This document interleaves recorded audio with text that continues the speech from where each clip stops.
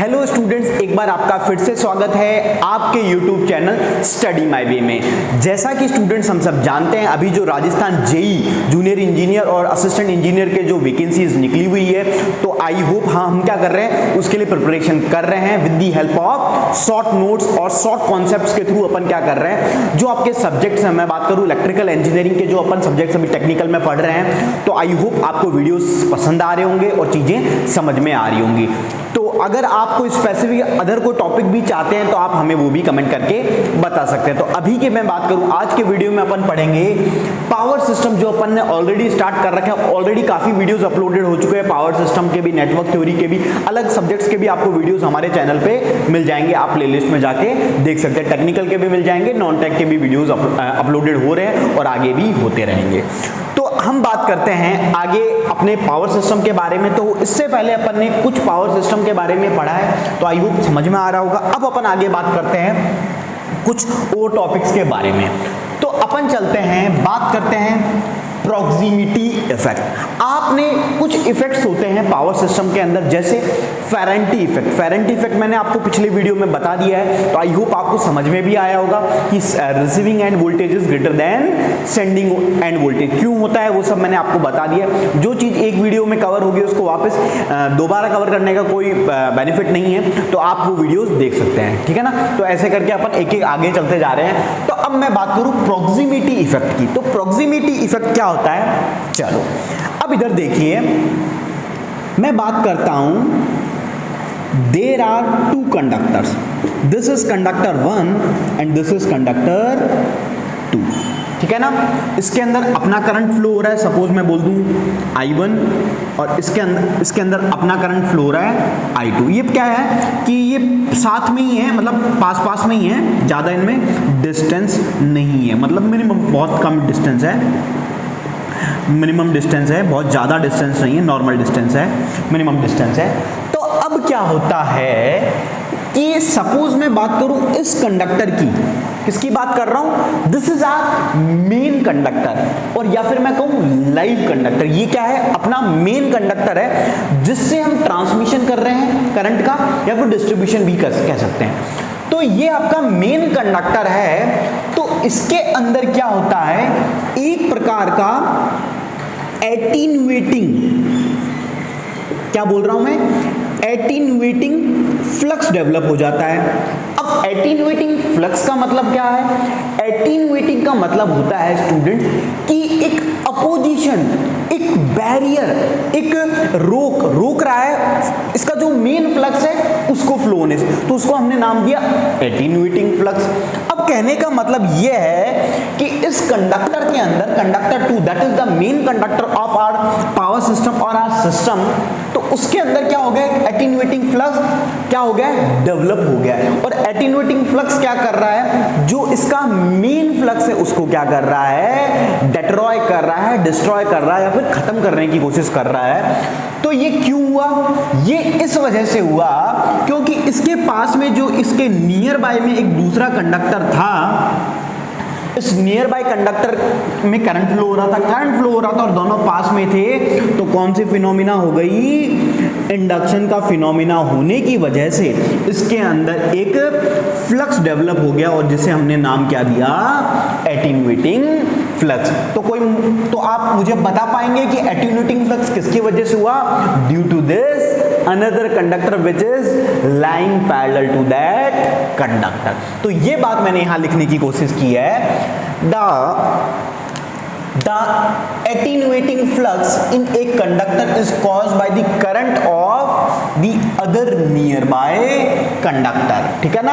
अब जैसे मैं बात करूं 3 फेज सिस्टम में अपने कितने वायर्स होते हैं यूजुअली, 3 वायर, अगर स्टार कनेक्शन तो 3 main wire R, Y, B और एक न्यूट्रल का, तो भाई कितने वायर्स हो गए, 4 वायर हो गए। तो उसकी वजह से क्या हो रहा है, दूसरा जो कंडक्टर है, जो मेन कंडक्टर है, फिर एक जो दूसरा कंडक्टर है उसके अंदर क्या हो गया, किसी अदर नियर बाय कंडक्टर की वजह से एटीन्यूएटिंग फ्लक्स होने लग गया, ठीक है। चलो ये तो समझ में आया कि एटीन्यूएटिंग फ्लक्स क्यों हो रहा है, कैसे हो रहा है। अब इससे होने क्या वाला है, तो इधर देखिए, this flux produces A circulating current. ध्यान दीजिए, जब भी बात होती है किसकी, मैं कहूं वोल्टेज की, वोल्टेज इंड्यूस्ड, तो ये क्या होता है, डी dt होता है। मतलब when ever there is a change in flux, मतलब फ्लक्स प्रोड्यूस हो रहा है तो क्या प्रोड्यूस होगा, वोल्टेज प्रोड्यूस होगा, और अगर वोल्टेज प्रोड्यूस होगा तो आपका अल्टीमेटली क्या प्रोड्यूस होगा, करंट प्रोड्यूस होगा। और जो करंट है इसको हम कहेंगे सर्कुलेटिंग करंट, क्योंकि एक सर्कुलेटिंग पाथ में, जैसे मान लीजिए इस तरह से एक कंडक्टर के अंदर क्या करने लगेगा, फ्लो होने लगा। अब जब करंट फ्लो होगा तो कोई भी वायर होगा उसके अंदर कुछ ना कुछ रेजिस्टेंस तो होता ही है। अब वो रेजिस्टेंस क्या होगा, एक प्रकार की पावर लॉस, एक प्रकार की हीट आउट आपका करने लगेगा कंडक्टर, जो कि नहीं होना चाहिए। This is an unwanted phenomena in any power system. तो जिस सर्कुलेटिंग करंट की वजह से, या फिर इसको क्या नाम दिया जाता है, eddy current. Eddy current in the conductor which results an apparent increase in the resistance, और ये अल्टीमेटली जो करंट है वो अपरेंटली करंट रेजिस्टेंस को भी इंक्रीज करेगा, क्योंकि भाई फ्लक्स इंक्रीज हो गया है और ओवरऑल जो कंडक्टर का जो एरिया है वो क्या हो गया है, कम हुआ है। तो कह सकते हैं कि apparent increase in the resistance of the wire. और जब रेजिस्टेंस इंक्रीज हो जाएगा तो पावर का फॉर्मूला क्या होता है, I² R, और R इंक्रीज होगा तो आपका जो पावर है वो भी इंक्रीज होगा। So we can say the power does more power losses in the windings या फिर wire. This phenomena is called as proximity effect. तो आई होप आपको प्रॉक्सिमिटी इफेक्ट समझ में आया, विजुअलाइज कर पा रहे हो चीजों को, आई होप आप कर पा रहे होंगे और चीजों को समझ रहे हो। तो प्रॉक्सिमिटी इफेक्ट से रिलेटेड अब आप शायद ही कोई क्वेश्चन गलत कर पाओ आपके जेई और एई लेवल के एग्जामिनेशन में। तो ये बात हुई प्रॉक्सिमिटी इफेक्ट की। चलो, तो यहां तक आप लिख सकते हैं। अब जो भी मैं लिखवाता हूं ये सब लिख लीजिए करें, ताकि आपके भी एक नोट्स बनते रहें। अब बात करेंगे अपन ब्रीडर रिएक्टर के बारे में, which is our next point. अब इधर देखिए, हम बात करते हैं ब्रीडर रिएक्टर की। आप सभी जानते होंगे जनरेशन के अंदर हम पढ़ते हैं there are several type of generation. जैसे मैं बात करूं thermal power plant, hydro power plant, तो वन ऑफ दी जनरेशन के अंदर आप एक टॉपिक पढ़ते हो न्यूक्लियर पावर जनरेशन पढ़ते हो, न्यूक्लियर एनर्जी। तो न्यूक्लियर एनर्जी के अंदर अपन क्या करते हैं, रिएक्टर्स यूज करते हैं, एक स्पेशल प्रकार का, जिसे हम क्या कहते हैं, न्यूक्लियर रिएक्टर। अब न्यूक्लियर के रिएक्टर के भी कुछ प्रकार होते हैं, तो the one of the breeder reactor. किसकी बात हो रही है, ब्रीडर रिएक्टर की। अब ब्रीडर रिएक्टर क्या है, इधर देखिए ध्यान से समझेंगे। It is a nuclear reactor, एक प्रकार का न्यूक्लियर रिएक्टर है that generates more fissile material. More fissile material का मतलब है, ये फिजाइल का मीन्स हो गया ऐसे प्रकार के मटेरियल जो एनर्जी को जल्दी से क्या कर सके, रिलीज कर सके, निकाल सके और बना सके। अपन को अल्टीमेटली क्या होता है न्यूक्लियर पावर में, कम छोटा मटेरियल और huge amount of energy we can generate from with the help of nuclear energy. तो जो मोर फिजाइल मटेरियल है दैट इट कंज्यूम्स, है ना, मोर फिजाइल मटेरियल्स को क्या कर सकता है, जनरेट करता है और उसको ही कंज्यूम करता है। फिर मैं बात करूं, एक पहली बात तो ये हुई, फिर मैं बात करूं दीज डिवाइसेस अचीव, ये ऐसा क्यों कर पाते हैं, बिकॉज देयर न्यूट्रॉन इकोनॉमी। किसकी बात हो रही है, न्यूक्लियर रिएक्टर। अब आती है न्यूट्रॉन इकोनॉमी। क्या होते हैं न्यूट्रॉन इकोनॉमी का मतलब है, देखो इकोनॉमी का मतलब होता है फाइनेंस से रिलेटेड, कि भाई मनी से रिलेटेड। तो न्यूट्रॉन इकोनॉमी का मतलब यहाँ पे ये है, यहाँ पे कोई मनी से रिलेशन नहीं है, कि जो इक्विपमेंट, जो रिएक्टर, जो मटेरियल मैं यूज कर रहा हूं वो कितनी उसकी इफिशिएंसी, कितनी कन्वर्जन रेशियो है, कि भाई जो मैंने मटेरियल दिया वो कितनी एनर्जी को क्या कर पा रहा है, कन्वर्ट कर पा रहा है और हमें दे पा रहा है। तो ये बात हो रही है न्यूट्रॉन इकोनॉमी की। तो मैं बात करूं neutron economy is high enough, बहुत ज्यादा है, to breed more fissile fuel. जो फिजाइल फ्यूल है उसको, जो आपने मतलब मटेरियल यूज कर रहे हो उसको क्या कर सकता है, हाई एनफ है, मतलब उसको बहुत जल्दी से उसको यूज कर सकता है, ब्रीड मोर।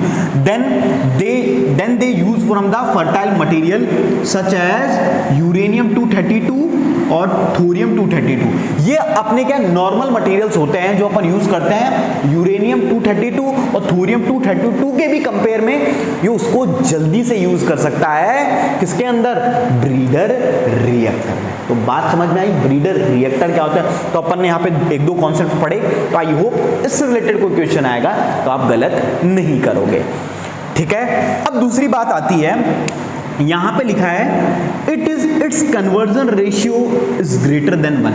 अब बात आती है व्हाट इज कन्वर्जन रेशियो। अभी मैंने आपको बताया conversion ratio is the ratio something जिसके अंदर क्या हो रहा है कि जो आप फ्यूल दे रहे हो वहां से कितनी एनर्जी, अगर आप सोचो मैं कोई फ्यूल दूं और उसका कन्वर्जन रेशियो लेस देन 1 है, तब तो भाई मैं नॉर्मल सा पावर कोई भी मटेरियल यूज करूंगा। लेकिन एक मैं ऐसा मटेरियल यूज करूं जिसका जो कन्वर्जन रेशियो है something which is greater than 1, then it is beneficial for me to use that particular material or that particular type of breeder reactor। बात समझ में आई? चलो, तो ये बात हो गई ब्रीडर रिएक्टर की। आई होप आपको समझ में आया होगा और आप इसको लिख सकते हैं, ठीक है ना। आपको जब भी लिखना हो तो आप जैसे ही मैं स्टॉप होता हूं एक पॉइंट को पॉज करके वीडियो को लिख सकते हैं इजीली। अब बात करते हैं नेक्स्ट पॉइंट की, इंपॉर्टेंट है again this one is high voltage is used in long distance power transmission line in order to। आप सभी जानते हो हम ट्रांसमिशन के लिए क्या करते हैं, लो वोल्टेजेस को यूज करते हैं या फिर उसकी जो वोल्टेज है उसको क्या कर देते हैं, इंक्रीज कर देते हैं। तो ऐसा क्यों करते हैं? The first point two reduce the time of transmission. पहला पॉइंट क्या है, देखो आपको इस टाइप के क्वेश्चन 3 स्टेटमेंट दे दिए है ना, और कहा कि बताओ इनमें से कौन कौन सा सही है, तब आपके लिए बेनिफिशियल होता है। तो सबसे पहली बात ये क्या करता है, जो टाइम ऑफ ट्रांसमिशन है इस पॉइंट, सपोज ये पॉइंट 1 है और ये पॉइंट 2 है और आपको यहां से भेजना है, तो ये जो टाइम ऑफ ऑपरेशन टी है उसको क्या कर देगा, टाइम ऑफ ट्रांसमिशन को क्या कर देगा, कम कर देगा, पहली थिंग। दूसरी thing, reduce the transmission line losses. Transmission आपका क्या होता है भाई, पावर लॉस क्या होता है, V²I²R। अल्टीमेटली अगर आपको ट्रांसमिशन लाइन लॉसेस कम करने तो करंट को कम करना होगा। तो अब आपको करंट को कम करना है तो अपन क्या करते हैं, आपने पढ़ा भी होगा कि ट्रांसमिशन लाइन लॉसेस जैसे जैसे वोल्टेज का लेवल इंक्रीज होता जाता है वैसे वैसे क्या होता जाता है, आपका जो पावर का जो लॉसेस है, कौन सा पावर लॉस है, not power transfer, power losses है वो क्या होती जाती है, कम होती जाती है। तो दूसरा पॉइंट ये हो गया। तीसरी point, make the system reliable. Obvious सी बात है, अगर सिस्टम के अंदर लॉसेस कम है, फॉल्ट अकरिंग के चांसेस कम है, तो ऑब्वियस सी बात है वो सिस्टम कैसा होगा, रिलायबल होगा। तो ये बात हुई 3 पॉइंट्स की, किसके अंदर, हाई वोल्टेज के बेनिफिट्स, ठीक है। अब देखिए, अब बात करते हैं नेक्स्ट पॉइंट की। अब कुछ प्रकार के स्विचेस होते हैं, तो एक प्रकार का स्विचेस होता है उसे हम बोलते हैं ऑयल स्विचेस। तो oil switches use for high voltage, oil switches को हम किसके लिए यूज करते हैं, हाई वोल्टेज के लिए एंड लार्ज करंट सर्किट्स के लिए। तो अगर आपसे पूछ लिया जाए क्वेश्चन में ऑयल स्विचेस को हम कहाँ यूज करेंगे, जैसे सर्किट ब्रेकर में अलग अलग प्रकार के स्विचेस होते हैं, रिलेज के अंदर, तो मैं बात करूं हाई वोल्टेज के लिए और लार्ज करंट सर्किट्स के लिए आप क्या यूज करोगे, ऑयल स्विचेस को यूज करेंगे। तो आप यहां तक लिख लीजिए।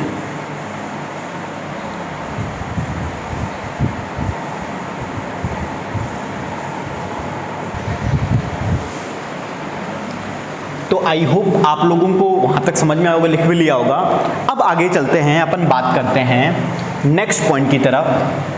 तो इधर देखिए, हम बात कर रहे हैं the greater the diversity factor. क्या बात हो रही है, दी ग्रेटर मतलब मैंने जो डाइवर्सिटी फैक्टर है, जितने भी प्रकार के फैक्टर है, लोड फैक्टर है, आपका प्लांट यूज फैक्टर है, यूटिलाइजेशन फैक्टर है, इसके लिए एक सेपरेट वीडियो बना रखा है, इकोनॉमिक्स ऑफ पावर जनरेशन। तो आई होप आप लोगों ने वो वीडियो देख लिया होगा।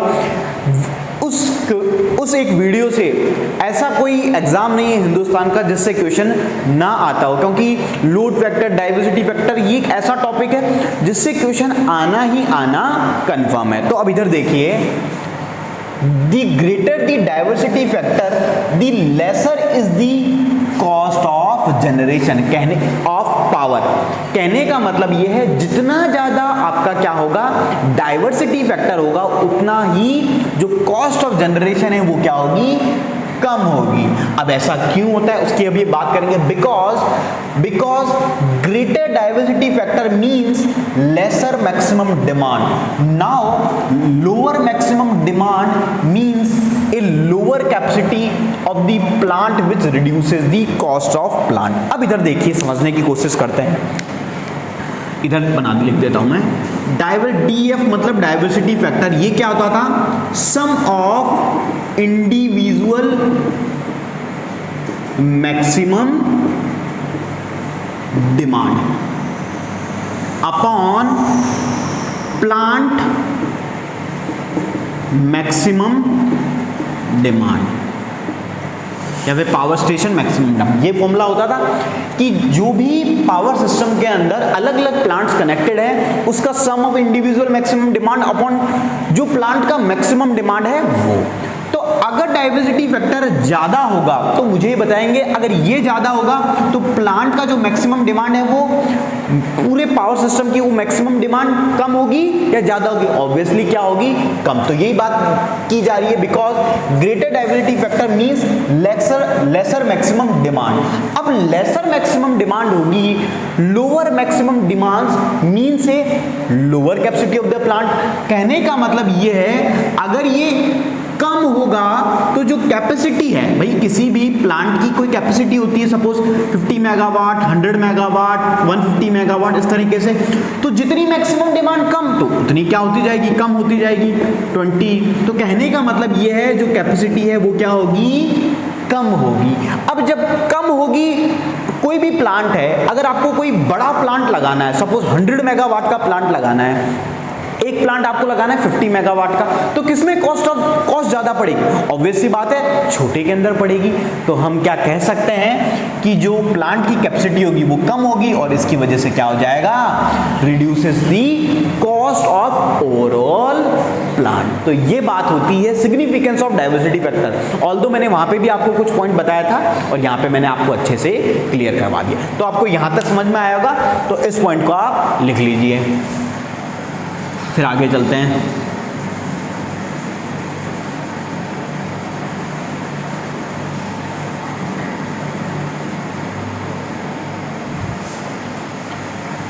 अब देखिए, अब हम बात करेंगे एक ऐसे क्वेश्चन के बारे में जो बहुत इंपॉर्टेंट है। उससे क्वेश्चन बहुत बार पूछा जाता है और बहुत बार स्टूडेंट इस क्वेश्चंस को गलत करते हैं। That is the questions coming from the reserve. अब देखो क्या होता है, पावर सिस्टम के अंदर हम बात करें तो अपन अल्टीमेटली जनरेशन के पॉइंट ऑफ व्यू से बात करें तो हम क्या यूज करते हैं? प्लांट यूज करते हैं। तो प्लांट के अंदर क्या होता है, जैसे आप कोई भी प्लांट डिजाइन करते हो तो आप क्या, सपोज कोई मैंने प्लांट डिजाइन किया, वो 100 मेगावाट मेरे को डिलीवर कर रहा है कंटिन्यूअसली, लेकिन क्या सिर्फ 100 मेगावाट कंटिन्यूअसली वो डिलीवर कर रहा है? तो सिर्फ क्या वो 100 मेगावाट का ही मेरे को डिलीवर करना है? तो क्या सिर्फ मैं 100 मेगावाट का ही बना के रखता हूं, या मेरे पास कोई स्टैंड बाय पे एक अलग से प्लांट भी होता है? तो उसी को हम कहते हैं एक तरीके से रिजर्व। जैसे आप रिजर्व रखते हो ना कि भाई सपोज गलती से ये फेल हो गया या खराब हो गया, इसके अंदर कोई फॉल्ट आ गया, तो मेरे पास क्या ऑप्शन है? तो मैं क्या करता हूं कि दूसरे किसी प्लांट को एज ए स्टैंड बाय या फिर रिजर्व रखता हूं। तो रिजर्व का मतलब आपको पहले बात समझ में आ रही है? चलो अब देखो, रिजर्व भी अलग अलग प्रकार के होते हैं। अब देखो, हम सबसे पहले बात करेंगे स्पाइनिंग रिजर्व की। ध्यान से सुनिएगा, रिजर्व जनरेटिंग कैपेसिटी। अब कोई जनरेटिंग कैपेसिटी का रिजर्व है दैट इज कनेक्टेड टू बस, वो बस से कनेक्टेड है, पावर सिस्टम का जिस बस से आप मेन पावर प्लांट है उसको कनेक्ट कर रखा है, उसी से वो भी कनेक्टेड है, and ready to take the load. और जब आप उसे कहो कि भैया हमें कल से 1 घंटे बाद, सपोज अभी 12 बज रहे हैं तो मुझे 1 बजे लोड चाहिए, सपोज 12:50 पे है, 12:50 पे कोई फॉल्ट आ गया और मैंने कहा मुझे ना 12:55 पे ना लोड आपका लेना है। अब देखो क्या होता है, कोई भी प्लांट होता है तो प्लांट क्या, मान लो कोई बंद पड़ा प्लांट है, कोई क्लोज प्लांट है, क्या वो एकदम से स्टार्ट हो जाता है? नहीं, उसमें 3 से 4 घंटे उसको ऑन होने में लगते हैं, प्रोसेस लगते हैं। जैसे थर्मल पावर प्लांट्स की बात करूं या कोई भी अदर पावर प्लांट है, लेकिन ये जो प्लांट है ऑलरेडी कनेक्टेड भी है और रेडी टू टेक है। कभी भी इसको आप कहो कि 12:50 पे फॉल्ट आ गया, खराब हो गया, 12:51 से ये आपका क्या करना स्टार्ट कर देगा, लोड लेना स्टार्ट कर देगा, ready to take the load. तो इस प्रकार के रिजर्व्स को हम क्या कहते हैं, स्पाइनिंग रिजर्व। बात समझ में आई? चलो अब बात करते हैं कोल्ड रिजर्व की। स्पाइनिंग रिजर्व समझ में आए तो अब कोल्ड की बात करते हैं। It is the generating capacity which is available for service. ये सर्विस के लिए अवेलेबल है, मतलब आप इससे सर्विस ले सकते हो, but not normally ready for immediate loading. ये सर्विस तो ले सकता है, अवेलेबल है, लेकिन एकदम से नहीं कि मान लो 12:50 पे मेरा जो मेन स्टेशन है वो खराब हुआ, डिस्ट्रॉय हुआ, तो ये 12:51 से लोड नहीं ले सकता। मे बी आधे घंटे 1 घंटे बाद ले सकता है, लेकिन सर्विस में है, ये अवेलेबल है, लेकिन इमीडिएट लोडिंग के लिए ये नहीं है। तो कौन सा, क्या कह सकते हैं, ठंडा पड़ा हुआ है। अब कोई भी चीज सपोज ठंडी है, उसको गर्म होने में, सपोज आपको गर्म पीना है ना, कोई भी, जैसे मान लो आपको गर्म मिल्क लेना है, तो उसको टाइम लगेगा ना ठंडे से गर्म होने में, तो एक तरीके से कहते हैं शांत है, ये कोल्ड रिजर्व है। तो ये बात हुई किसकी, कोल्ड रिजर्व की। बात समझ में आई? चलो अब इधर देखिए, अब हम बात करते हैं हॉट रिजर्व की। अब देखिए, it is the reserved capacity. किसकी बात होती है, जनरेटिंग नहीं, ये रिजर्व्ड कैपेसिटी है, available for ready to use. This capacity is in operation, operation में है लेकिन नॉट इन सर्विस। मतलब ये एक रिजर्व्ड कैपेसिटी है जो रेडी टू यूज, इसको आप यूज कर सकते हो, लेकिन ये क्या है, this capacity is in operation but not in service. मतलब ये यूज है, मतलब आप यूज तो कर रहे हैं इसे हम, लेकिन इसको ना आप सर्विस में नहीं ले सकते। मतलब ये और कहीं, मे बी और कहीं यूज हो रही हो, किसी दूसरे पावर प्लांट को, किसी दूसरे स्टेशन में यूज हो रही हो, किसी दूसरे रीजन के लिए यूज हो रही हो, लेकिन आप जिस रीजन के लिए चाहते हो उस रीजन के लिए आप इसे कनेक्ट नहीं कर सकते, तो इसे हम बोलते हैं हॉट रिजर्व। तो बात समझ में आई? There are the 3 types of reserve, spinning reserve, cold reserve and hot reserve. तो आई होप आपको समझ में आया होगा। अब एक छोटा सा न्यूमेरिकल अपन करने की कोशिश करते हैं। क्वेश्चन क्या है, it is again important question, सारे ही इंपॉर्टेंट है। A 3-phase सर्किट ब्रेकर, एक 3-phase सर्किट ब्रेकर है, is rated eight 1200 ampere, 2000 MV rating, 100 kilovolt और 4 सेकंड का मतलब है इसकी जो टाइम है, टाइम ऑफ ऑपरेशन कितने पे हो जाएगा, 4 सेकंड इसको टाइम लगता है ऑपरेट होने में, तो 4 सेकंड।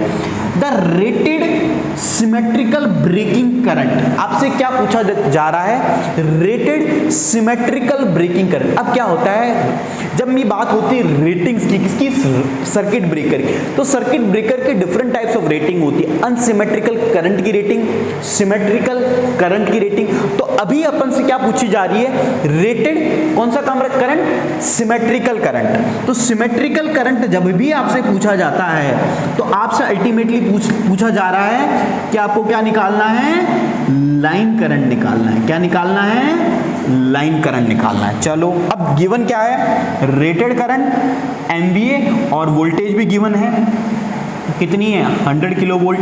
तो अगर आपको रेटेड सिमेट्रिकल करंट निकालना है तो क्या मैं कह सकता हूं, आपको IL निकालना है, और कौन से सिस्टम के लिए निकालना है, 3 फेज के लिए। तो 3 फेज के लिए आपको क्या निकालना है, IL का फॉर्मूला क्या हो सकता है, पावर, जैसे पावर का, जैसे मान लो आपको पावर क्या होती है, VI है ना, तो I क्या हो गया, P/V है ना।